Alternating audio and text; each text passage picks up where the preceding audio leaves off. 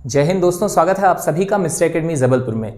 Current की श्रृंखला के अंतर्गत आज का हमारा टॉपिक है ब्लू ड्यूक को दिया गया सिक्किम में राजकीय तितली का दर्जा। जी हाँ दोस्तों, तितलियां जिन्हें हम इंग्लिश में बटरफ्लाई कहते हैं, ये प्रकृति के प्रति बहुत ही संवेदनशील होती हैं। इनकी अत्यधिक उपस्थिति बताती है कि यह जो क्षेत्र है यह प्रदूषण मुक्त है। इसके अलावा यदि हम बात करें, यदि इनकी जो उपस्थिति है वो बहुत कम है तो वो हमें बताती है कि यह जो क्षेत्र है यहाँ पर प्रदूषण का स्तर अत्यधिक है। अर्थात हम एक आसान भाषा में कह सकते हैं कि प्रदूषण के प्रति संवेदनशील तितलियाँ कहीं ना कहीं एक इंडिकेटर की भांति कार्य करती हैं। और इसी कड़ी में हमें यहाँ पर देखने मिल रहा है जो महत्वपूर्ण मुद्दा है दोस्तों, वो ये कि सिक्किम में ब्लू ड्यूक को राजकीय तितली का दर्जा प्रदान किया गया है। तो इससे जुड़े हुए जो भी महत्वपूर्ण तथ्य होंगे वो आज हम कवर करने जा रहे हैं। चलिए ठीक है, हम इसका प्रारंभ करें। सर्वप्रथम तो आपको यहाँ पर बता दें कि एक जो महत्वपूर्ण तथ्य होगा वो ये कि यह घोषणा कब की गई। तो आपको बता दें कि यह 5 जून 2022 को विश्व पर्यावरण दिवस के अवसर पर घोषणा की गई। इसके अलावा यदि बात की जाए कि क्या इसके लिए कोई सर्वेक्षण या जनमत संग्रह वगैरह हुआ था, तो यहाँ पर महत्वपूर्ण बिंदु होगा कि ऑनलाइन जनमत सर्वेक्षण हुआ था जिसमें 2 तितलियों की प्रजातियां, पहली ब्लू ड्यूक और दूसरी कृष्णा प्रिकॉक, इसे लेकर के जनमत हुआ।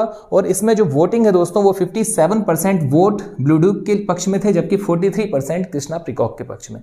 तो यहाँ अंततः जो निर्णय लिया गया वो ब्लू ड्यूक को राजकीय तितली का घोषणा की गई। आगे यदि हम बात करें इससे जुड़े हुए महत्वपूर्ण तथ्यों में, तो वैज्ञानिक नाम हमारे लिए महत्वपूर्ण रहेगा और इसका वैज्ञानिक नाम है बासारोना दुर्गा। इसके अलावा यदि हम बात करें नामकरण को लेकर के कि इसका नामकरण ब्लू ड्यूक कैसे हुआ या किसके द्वारा, तो यूरोपियंस के द्वारा यह नाम इसे प्रदान किया गया। और इसकी जो उपस्थिति है वह मुख्यतः नेपाल, सिक्किम, चाइना और अरुणाचल प्रदेश वाले एरिया में देखने मिलती है। आगे यदि हम बात करें और क्या महत्वपूर्ण है, तो वो हमारे लिए इंपॉर्टेंट होगा। भारत में इसकी 2 उप प्रजातियां पाई जाती हैं, पहली हिमालयन ब्लू ड्यूक और दूसरी स्प्लेंडेड ब्लू ड्यूक। आपको बता दें, वन्यजीव प्राणी संरक्षण अधिनियम 1972 की अनुसूची 1 के तहत स्प्लेंडेड ब्लू ड्यूक को संरक्षित किया गया है, जबकि अनुसूची 2 के तहत हिमालयन ब्लू ड्यूक संरक्षित है। तो ये तो बात हुई ब्लू ड्यूक के बारे में जिसे राजकीय तितली घोषित किया गया है सिक्किम में। इसके अलावा दोस्तों यदि हम बात करें अन्य महत्वपूर्ण बिंदुओं की, तो सबसे पहले तो एक प्रश्न यहां उभर कर सामने आ रहा है, वो ये कि भारत का सबसे पहला राज्य जिसने किसी भी तितली को राजकीय तितली घोषित किया।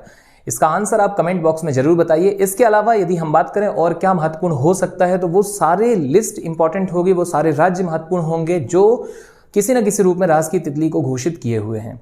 तो आपको बता दें, महाराष्ट्र में ब्लू मॉर्मॉन, तमिलनाडु में तमिल योमेन, इसके अलावा उत्तराखंड में कॉमन पीकॉक, कर्नाटक में सह्याद्री बर्डविंग, केरल में मालाबार बैंडेड पिकॉक या बुद्धा मयूरी, इसके अलावा अरुणाचल प्रदेश में कैसर ए हिंद और गोवा में मालाबार ट्री निम्फ को राजकीय तितली घोषित किया जा चुका है।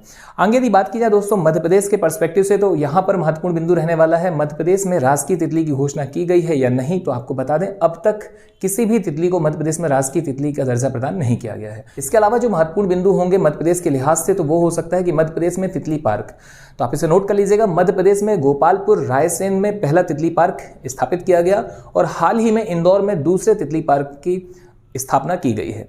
तो चलिए ठीक है दोस्तों, आज आपसे विदा लेते हैं। मुलाकात जल्द ऐसे ही किसी महत्वपूर्ण टॉपिक के साथ। धन्यवाद। जय हिंद, जय भारत।